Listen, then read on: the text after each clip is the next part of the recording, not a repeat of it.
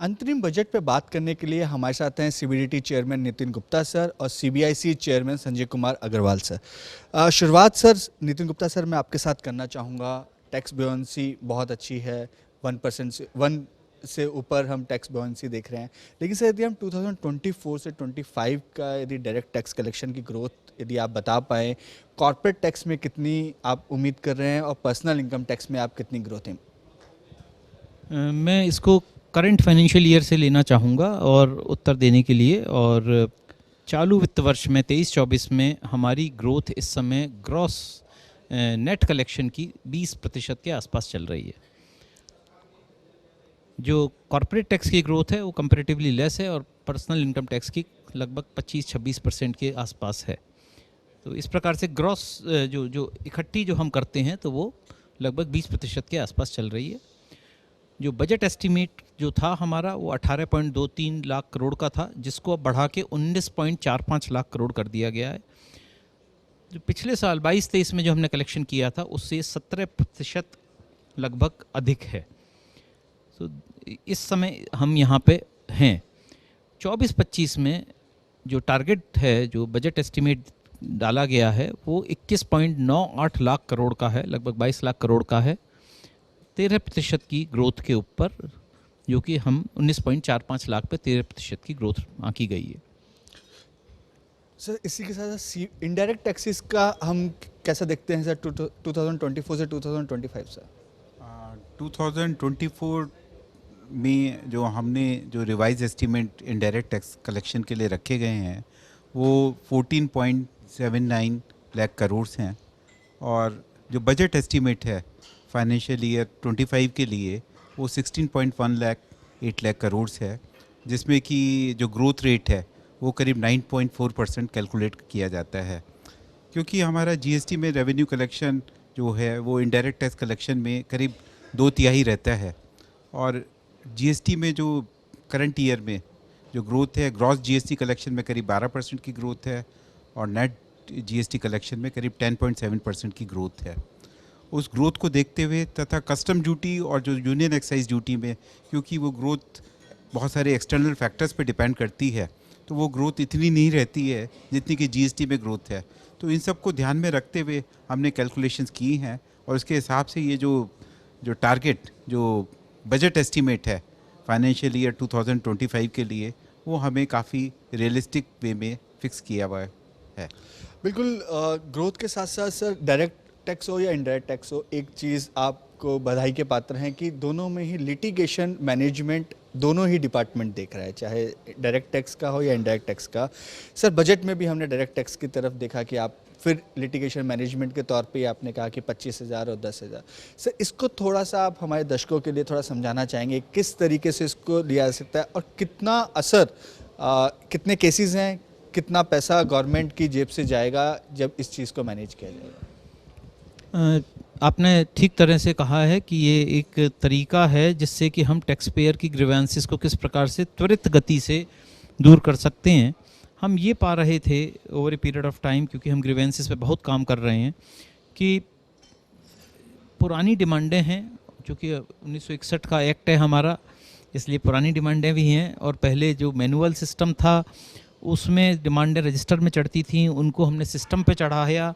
सो upload जब system में किया तो एरर रह सकते हैं। पहले इवन कैश जो चालान पे करता था टैक्स पेयर वो भी मैनुअल होता था, तो बहुत सी जगह उसकी एंट्री नहीं हुई है, कहीं टीडीएस मिसमैच की वजह से डिमांड है। तो इस प्रकार के जो इरिटेंट्स थे टैक्स पेयर के लिए उनको किस प्रकार से दूर करें, और उसका ये एक सॉल्यूशन निकाला गया कि हम छोटी डिमांडें जो हैं उनको क्यूमुलेटिवली किसी पर्टिकुलर टैक्स पेयर की क्या उनको हम एक्सटिंग्विश कर सकते हैं। और वो एक जो ऑनरेबल एफएम ने अपनी बजट स्पीच में जिसका उल्लेख किया है उसमें लगभग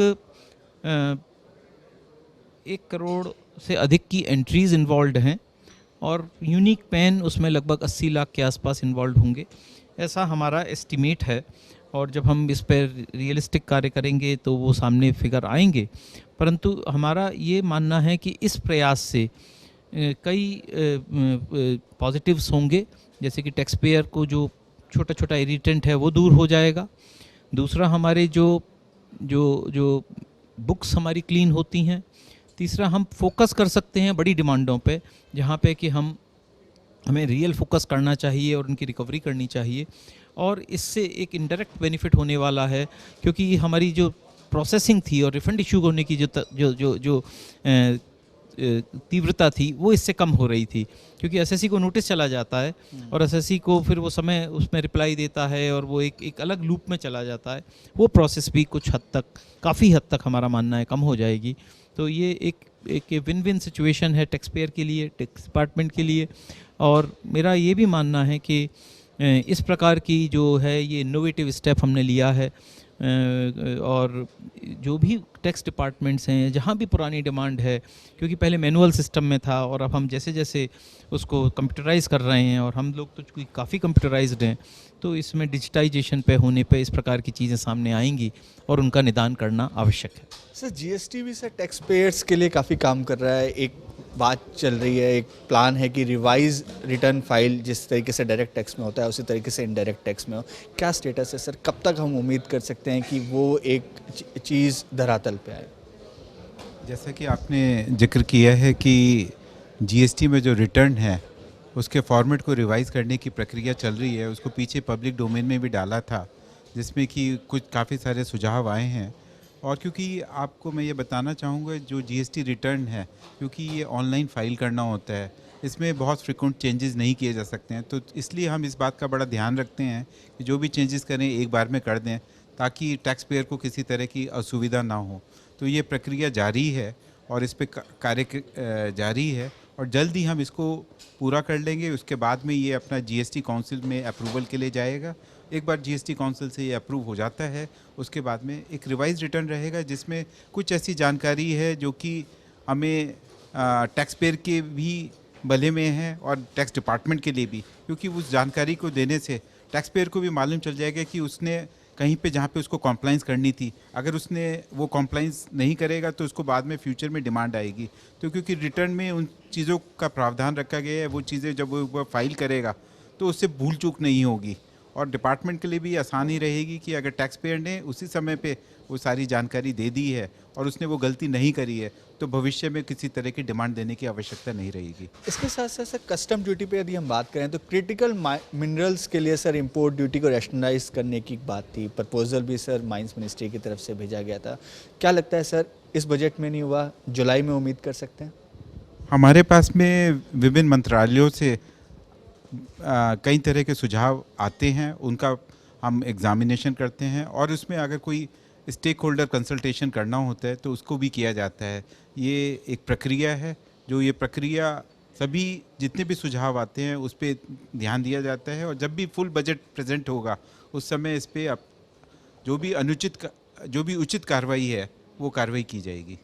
सर ये सवाल एक आपसे भी है सर सैलरीड पीपल को उम्मीद थी कि पॉपुलिस्ट बजट हो सकता है, चुनाव से पहले है, टैक्स बोएंसी इतनी अच्छी है, सरकार को डायरेक्ट इनडायरेक्ट दोनों से पैसा आ रहा है, तो कहीं ना कहीं एक सैलरीड को रिलीफ यहाँ पे आपने नो डाउट आपने पिछले साल 7 लाख रुपए तक न्यू टैक्स रिजीम में दिया, लेकिन जो 15 लाख 20 लाख तक के जो सैलरीड पीपल हैं उनके लिए कोई ना कोई मेजर सरकार जरूर उठाएगी।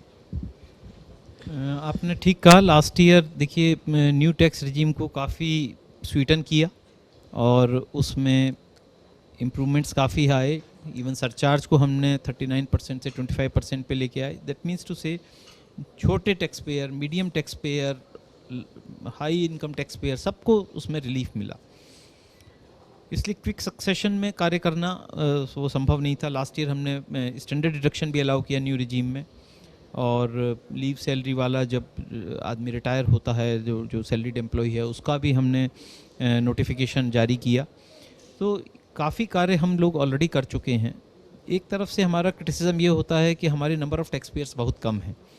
जैसे ही हम टैक्स स्लैब बढ़ाते हैं या कुछ चीज़ बढ़ाते हैं तो उसका effect number of tax payers पे भी पड़ता है। तो कोई रुकना चाहूँगा सर, थ्रेशोल्ड आपने कोई सेट किया कि इतने टैक्स पेयर हो जाएंगे तब ये रिलीफ मिल पाएगी? नहीं, ऐसा कुछ भी नहीं है, but we are at the international forum पे या डोमेस्टिकली जो जो क्रिटिक्स हमें कहते हैं कि भाई हमारे नंबर ऑफ़ टैक्स पेयर सिर्फ 9 करोड़ हैं या 8.5 करोड़ हैं, या हम नंबर ऑफ़ टैक्स पेयर्स बताते हैं लगभग 11 करोड़ 11.5 करोड़, जो कि हमारी पॉपुलेशन के कंपैरिजन में बहुत कम है। तो यदि हम टैक्स स्लैब को बढ़ा देते हैं, बेसिक लिमिट को जो अभी 3 लाख है न्यू टैक्स रिजीम में, तो उसका इफ़ेक्ट उस पर भी पड़ता है। तो सारे बैलेंसिंग करनी है आवश्यक है, और इसी को देखते हुए अभी हम वहीं पे हैं जहाँ थे लास्ट ईयर, स्वीटन कर चुके हैं।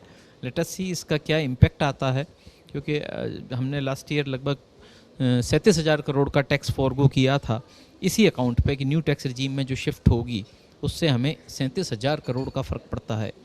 So it's a big number. तो इसका सरकार इस अध्ययन करेगी और जो भी उचित कदम होगा डेफिनेटली लिया जाएगा। सर कितने % लोग आपको लग रहा है न्यू टैक्स रिजीम में शिफ्ट हो जाएंगे? हमारा मानना है 60% लोग नए टैक्स रिजीम में शिफ्ट हो जाएंगे, और वस्तु स्थिति हमें मालूम पड़ेगी 31 जुलाई को जब रिटर्न फाइल हो जाएंगे और सामने एक्चुअल डेटा हमारे सामने आ जाएगा। सर जीएसटी में भी सर रेट रैशनलाइजेशन की बात काफ़ी लंबे समय से चल रही है। पहले कमेटी बनी, अब कमेटी के चेयरमैन चेंज हो गए। सर कब तक लगता है जब हम वन नेशन वन टैक्स की बात करते हैं तो सर रेट रैशनलाइजेशन जीएसटी भी एक बड़ा मुद्दा है? जैसा कि आपने बताया कि ये सही है कि जीएसटी काउंसिल ने एक ग्रुप ऑफ मिनिस्टर्स की कमेटी कॉन्स्टिट्यूट करी थी और जो कि रेट रेशनलाइजेशन के ऊपर देख रही थी। उसमें उन्होंने पीछे एक जीएसटी काउंसिल की मीटिंग में कुछ कमोडिटीज़ के बारे में अपनी रिकमेंडेशंस दी थी और उस पर कार्रवाई भी हो गई। लेकिन उसके अलावा पूरे स्ट्रक्चर के ऊपर जो उनकी रिपोर्ट नहीं आ पाई थी, उसके बाद में वो कमेटी रिकॉन्स्टिट्यूट भी हुई।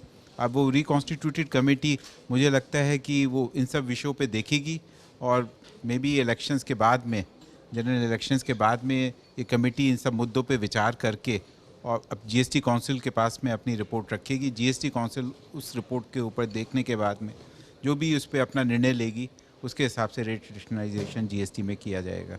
Thank you sir. Sir market जो है कैपिटल गेन टैक्स के लिए काफ़ी उत्सुक था कि कुछ ना कुछ या तो कोई कमेटी बना दी जाएगी या उस पर कुछ एफएम मैम कुछ बात करेंगी। काफ़ी सालों से सर ये रिकमेंडेशन जारी है। तो क्या लगता है सर, ये कॉम्प्लेक्स स्ट्रक्चर है, ये समझ में आता है, लेकिन सर कब तक? समय सीमा देना तो संभव नहीं है, लेकिन वर्क इन प्रोग्रेस है, और किस प्रकार से पैन आउट होगा ये कहना बड़ा मुश्किल है कि क्या ये बेनिफिशियल होगा टैक्स पेयर को या नहीं होगा in terms of the amount of tax which one has to pay. It's very difficult to say, और तो परंतु वर्क इन प्रोग्रेस है, इतना ज़रूर कह सकता हूँ मैं, और इस पर हम काम करते रहेंगे।